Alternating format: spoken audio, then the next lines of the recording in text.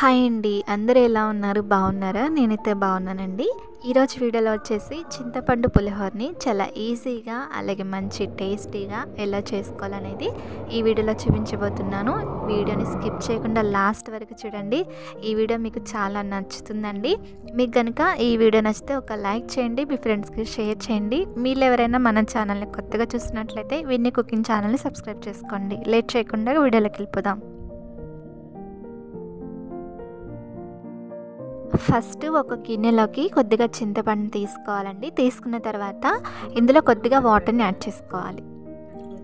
ఇలా వాటర్ని పోసుకొని ఒక 15 నిమిషాల పాటు చింతపండుని నానబెట్టుకోవాలి.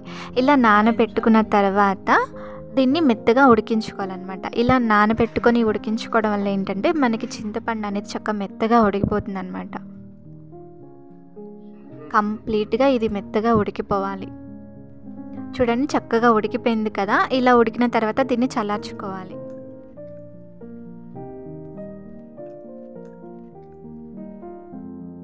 చూడండి, మనకి చింతపండు ఇలా ఉడికించుకోవడం వల్ల చక్కగా మెత్తగా ఉడికిపోయింది కదా. ఇప్పుడు ఇలా మిక్సీ జార్లో వేసుకొని ఇది కొంచెం గ్రైండ్ అవ్వడానికి కొద్దిగా వాటర్ని పోసుకొని మెత్తగా పేస్ట్ లాగా చేసుకోవాలన్నమాట. వాటర్ని పోసుకోకపోతే మనకి ఆ మిక్సీ గిన్నె అనేది తిరగదనమాట. సో కొద్దిగా వాటర్ని పోసుకొని ఇలా గ్రైండ్ చేసుకోవాలి. చూడండి, ఇది కంప్లీట్గా చక్కగా మెత్తగా పేస్ట్ లాగా అయిపోయింది కదా. ఇప్పుడు దీన్ని తీసుకొని ఒక గిన్నెలోకి వేసుకోవాలి. వేసుకొని దానిలో ఏమైనా పీచులు అలాంటివి ఉంటాయి కదా, అది వడగొట్టుకోవాలన్నమాట. చూడండి, అలా గట్టిగా మనం పిండుకున్న అందులో ఉన్న తొక్కంతా సెపరేట్ అయిపోతుంది. ఇలా అందులో ఉన్న గుజ్జుని మనం ఇలా సెపరేట్ చేసుకోవాలన్నమాట. చూడండి, మనకి ఎంత చక్కగా భలే వస్తుందో. చూడండి, మిక్సీ పట్టుకోవడం వల్ల మనకి చింతపండు పేస్ట్ అనేది చక్కగా వచ్చింది కదా. ఇందులో తొక్కులు కానీ గింజలు కానీ ఏమీ లేకుండా చూసుకోవాలండి.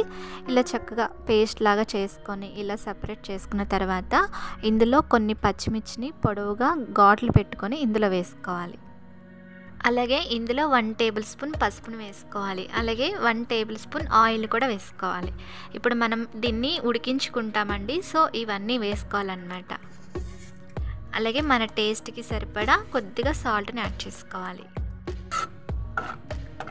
ఇలా ఇవన్నీ వేసుకున్న తర్వాత ఒకసారి బాగా మిక్స్ చేసుకొని గ్యాస్ని చక్కగా సిమ్లో కానీ మీడియంలో కానీ పెట్టుకొని ఈ చింతపండు గుజ్జుని ఉడికించుకోవాలి. మనకి ఇది ఉడికే కొద్దీ పల్చగా అయిపోతుందండి. కొంచెం గట్టి పడేంత వరకు దీన్ని ఉడికించుకోవాలి. మనకి చింతపండు గుజ్జు అనేది ఉడికేటప్పుడు అలా పైకి చిందుతూ ఉంటుందన్నమాట. సో ప్లేట్ అనేది పెట్టుకోవాలి. చూడండి, మనకి ఇక్కడ కొంచెం దగ్గర పడిందనమాట. కొంచెం అలా గట్టిగా అవ్వాలన్నమాట. చూడండి, మనకి ఈ విధంగా వస్తే సరిపోతుంది. మనకి ఈ గుజ్జు వచ్చేసి బయట అయితే ఒక 1 వీక్ పాటు నిల్వ ఉంటుంది.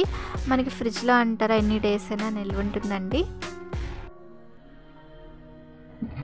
ఇప్పుడు ఇంకా పులిహోర చేసుకోవడానికి అందులోకి తాలింపు వేసుకోవాలి కదా. కడాయి పెట్టుకొని తాలింపుకి సరిపడా ఆయిల్ వేసుకోవాలి.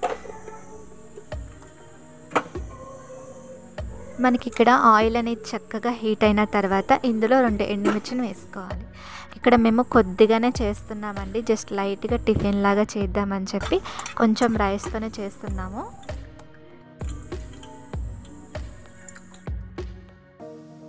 మనకి ఇక్కడ ఎండుమిర్చి అనేది చక్కగా వేగిపోయిన తర్వాత ఇందులో కొద్దిగా పల్లీలు కూడా వేసుకోవాలి. పల్లీలు వేగిన తర్వాత ఇందులో కొద్దిగా పచ్చిశనగపప్పు, అలాగే కొద్దిగా మినప్పప్పు, అలాగే కొద్దిగా ఆవాలను కూడా వేసుకోవాలి.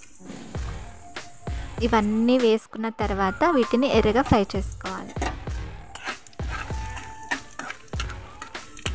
మనకి పులిహోరలో తాలింపు అనేది ఎంత ఎక్కువగా వేసుకుంటే అంత రుచి అండి.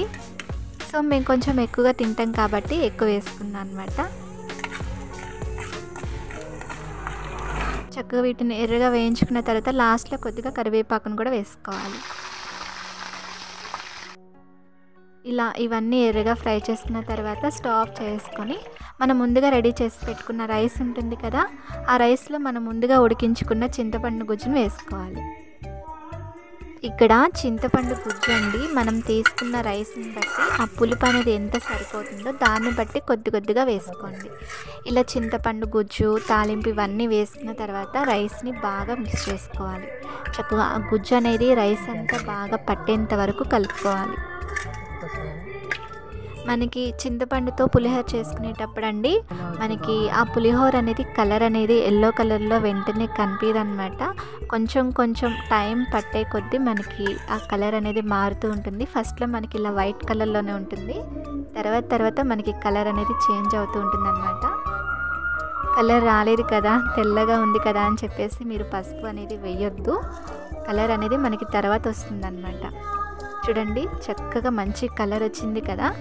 లాస్ట్లో కొద్దిగా కొత్తిమీర వేసుకొని గార్నిష్ చేసుకొని చక్కగా వేడివేడిగా తినండి, చాలా టేస్టీగా ఉంటుంది. మీరు కూడా డెఫినెట్గా ట్రై చేయండి.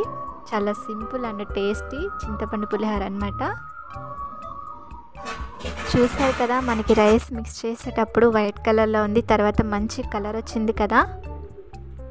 మీకు ఈ రెసిపీ నచ్చిందని అనుకుంటున్నానండి. మీకు కనుక ఈ వీడియో నచ్చితే ఒక లైక్ చేయండి, మీ ఫ్రెండ్స్కి షేర్ చేయండి. మరిన్ని ఇలాంటి మంచి మంచి రెసిపీస్ కోసం మీ కుకింగ్ ఛానల్ని సబ్స్క్రైబ్ చేసుకోండి. Thanks for watching.